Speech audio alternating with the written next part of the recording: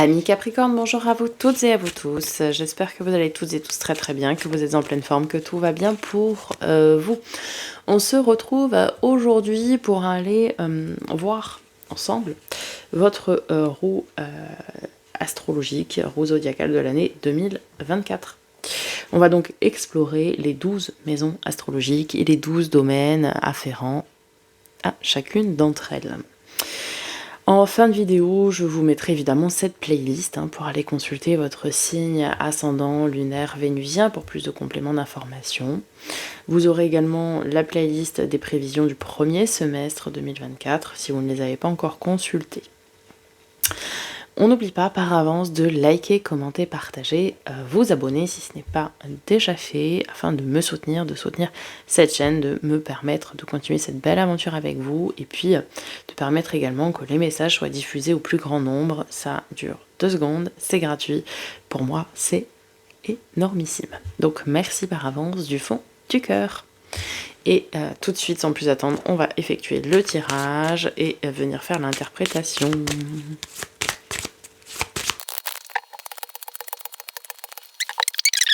Qu'est la maison des béliers, donc votre personnalité, votre vitalité, d'un point de vue général, votre énergie générale, mais également l'image que vous allez renvoyer et projeter aux autres cette année.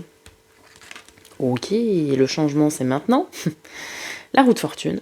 Ok. Donc on est vraiment sur une énergie de changement, une énergie de je tourne la roue de mon destin.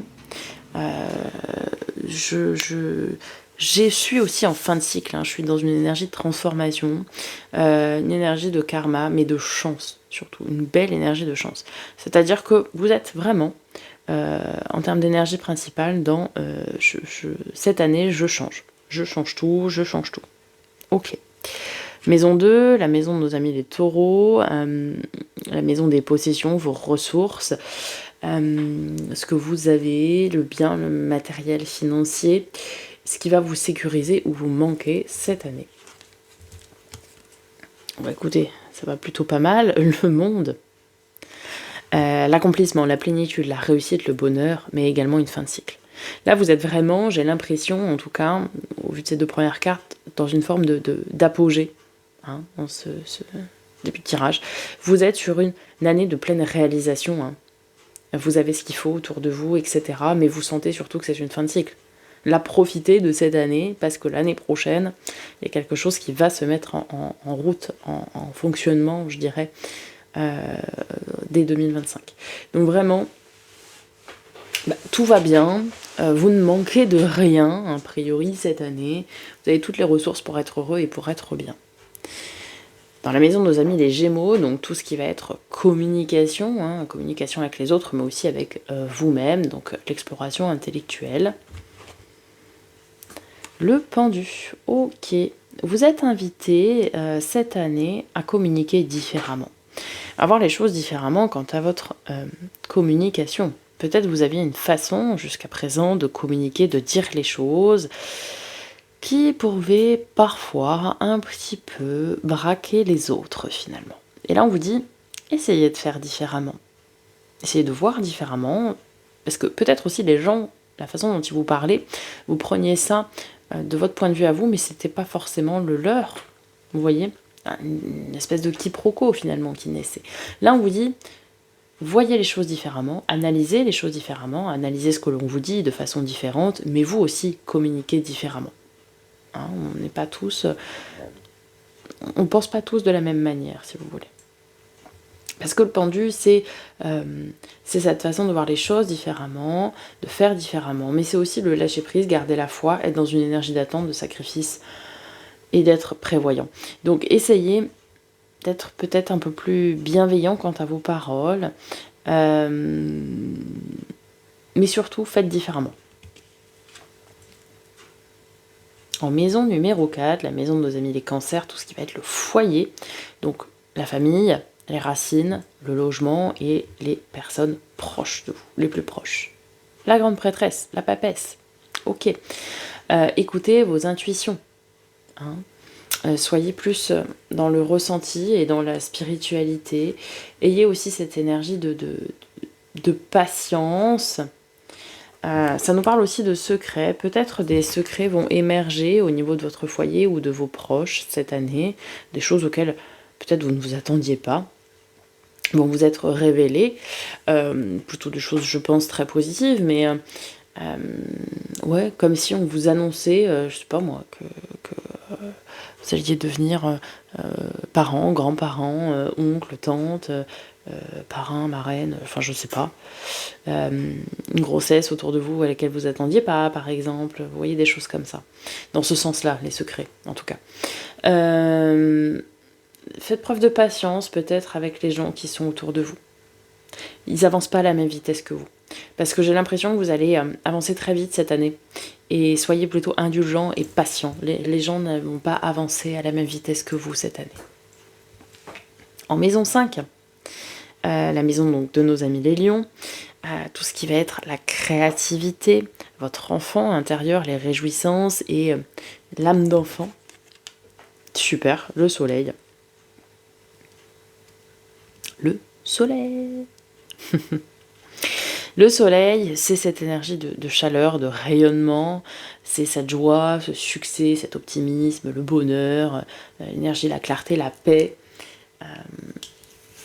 Ouais, ce côté aussi très chaleureux. Vous allez vraiment mettre au service de votre optimisme et de votre joie votre créativité. Si vous avez de la créativité, eh bien vous allez faire des choses qui vous font du bien au moral. Vous allez également faire des actions, entreprendre des actions plutôt qui vont réjouir votre enfant intérieur, qui vont lui faire du bien, qui vont lui donner envie de rire, de sourire, faire des choses qui paraissent un petit peu dérisoires pour notre monde d'adulte, mais faire des choses simples qui vous font du bien au moral, qui vont vous faire vraiment du bien.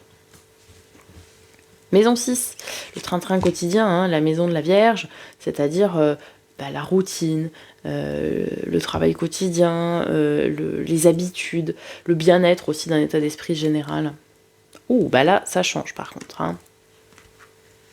Donc, l'arcane 13. L'arcane 13, c'est quoi ? C'est la transformation, le changement.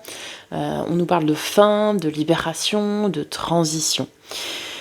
On vous dit qu'ici, il y a quelque chose qui change. Vous changez votre routine, vous changez votre train-train quotidien. Et c'est marrant parce que vous, amis Capricorne, signe de terre, vous aimez bien avoir vos petites habitudes, ça vous rassure. Comme les Vierges et comme les Taureaux. Et bien là, vous changez tout ça, vous changez les codes, parce que vous vous rendez compte que vous êtes vous-même, en maison 1, on l'a vu, dans une énergie de changement. Donc vous allez faire les choses différemment, finalement, cette année. Alors, on n'est pas sur des grands changements fondamentaux. Vous n'allez pas changer de job, vous n'allez pas changer de partenaire, etc. Non, vous allez changer vos petites habitudes de quotidien. Peut-être vous allez devenir, je dis n'importe quoi, mais végétarien. Peut-être vous alliez diminuer jusqu'à présent votre consommation de viande et de poisson, peut-être là, vous allez l'arrêter, tout simplement. Peut-être vous allez changer votre moyen de locomotion et passer à une voiture électrique ou passer à vélo, enfin j'en sais rien. Mais prenez encore une fois ce qui résonne avec vous, mais changez un petit truc qui est dans votre quotidien. En maison 7, la maison des relations, des partenariats, du couple, si vous êtes en couple. Ah, le magicien. Alors, si vous êtes en couple, il y a peut-être un projet qui s'est créé à deux ici. Possible. En tout cas, vous allez avoir des partenariats et de relations qui vont commencer. Si vous êtes célibataire, c'est le début d'une nouvelle relation et d'une belle relation. C'est le commencement, le magicien, le commencement, la motivation, les capacités et le plein potentiel. Donc si vous êtes célibataire et en recherche de quelqu'un, ok, on a une nouvelle relation qui débute. C'est une première chose. Pour tous et toutes, ce sont des nouvelles relations, et je pense peut-être, pas que, mais à des relations de travail, des partenariats, vous voyez, des partenariats qui vont développer votre entreprise si vous êtes indépendant, ou des partenariats commerciaux par exemple. Des nouvelles relations qui vont être pleines de potentiel à développer, où il y a des grandes capacités de faire de grandes choses en tout cas. Ok. Maison 8, la maison des transformations, des difficultés et des épreuves, donc de nos amis les scorpions. Ok, très bien, vous avez la force. Peu importe les épreuves qui seront sur votre route cette année, vous aurez force, motivation, contrôle, endurance, maîtrise et confiance en vous pour aller de l'avant. pour les surmonter, pour les dépasser. Vous aurez vraiment toutes les ressources nécessaires pour passer au-delà de ces épreuves et de ces difficultés. C'est très très bien parce que vous avez tout ce qu'il faut en vous pour aller de l'avant. Oui, vous aurez, comme tout à chacun, un lot d'épreuves et de difficultés cette année. Mais vous allez vraiment réussir à passer au-delà, à les transformer en réussite finalement et en succès. En maison 9, la maison des Sagittaires, donc tout ce qui a trait à la connaissance, les savoirs, la spiritualité et l'apprentissage. Eh bien, le jugement. Vous allez avoir un déclic ici. Vous allez avoir un déclic dans cette sphère-là. Soit une appétence soudaine pour une formation, pour apprendre quelque chose de nouveau dans votre métier, ou justement un nouveau métier. Ça peut être également un déclic quant à de la spiritualité, apprendre une nouvelle forme de spiritualité, ou une nouvelle façon de faire aussi, ou de communiquer peut-être face à cette spiritualité. Le jugement, c'est la renaissance, la lucidité, l'éveil ou le réveil, la vocation et les inspirations. Peut-être vous allez vous découvrir, ou ça va vous tomber dessus comme ça, une nouvelle vocation, une nouvelle destinée aussi. Et ça, c'est possible. Votre maison, la maison 10, ami Capricorne, la maison du travail, des réussites, de l'ambition, de la réputation, mais également du travail intérieur. Si vous ne travaillez plus, ok, on a l'impératrice qui nous parle de fertilité, de créativité, d'abondance, de beauté, de féminité. Dans cette maison-là, l'impératrice nous dit qu'il y a un projet qui est en train de prendre vie, en train de se créer. Ok, on a de l'abondance aussi, ça veut dire qu'on a des réussites finalement au travail, si vous travaillez. Si vous ne travaillez pas, c'est dans le travail intérieur et donc vous réussissez à gravir des échelons supplémentaires dans votre travail intérieur. Ça nous parle de féminin sacré aussi, peut-être d'expansion de votre part féminine, que vous soyez homme ou femme. Ça nous parle de créativité, et on avait vu dans la créativité, on était dans quelque chose de très rayonnant, dans le soleil, bonheur, joie, succès, optimisme. Peut-être vous allez mettre à profit une part de créativité qui engendrera beaucoup de succès au niveau professionnel.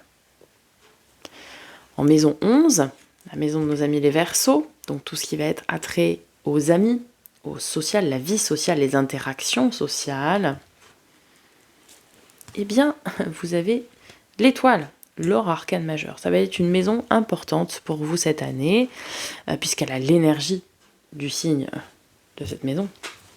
Donc c'est encore plus exalté. L'étoile, c'est les espoirs, la protection, les souhaits réalisés, l'optimisme, la sérénité et la chance. Ça va être une très très belle année pour vous, de belles réalisations. Ici, ça veut nous dire que toutes vos relations amicales sont protégées, sont des belles et bonnes relations qui vous apportent et vous leur apportez également.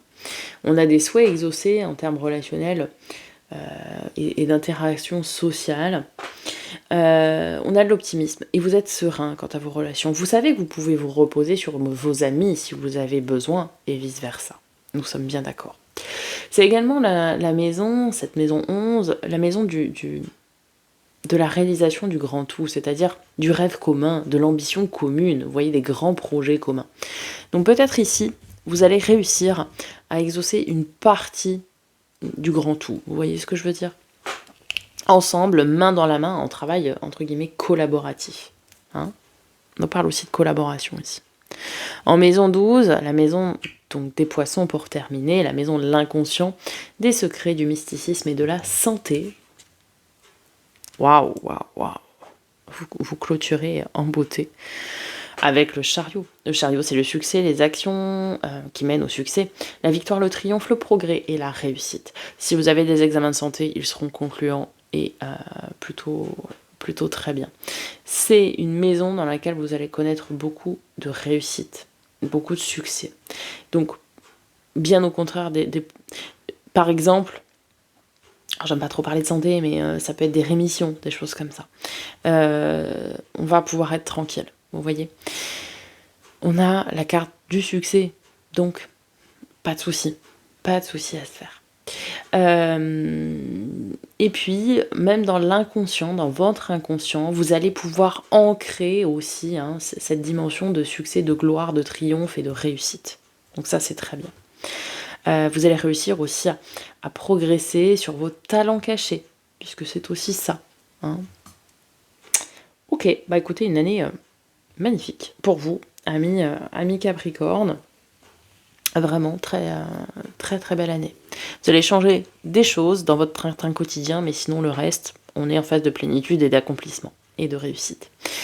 Voilà mes Capricornes, j'espère que ça vous aura parlé, que ça vous aura aidé. N'hésitez pas à me faire un petit retour. Je vous laisse ici, c'est pour vous abonner. Ici, les 2 playlists dont je vous ai parlé en début de vidéo. On se retrouve très bientôt pour de nouvelles vidéos et en attendant, prenez soin de vous.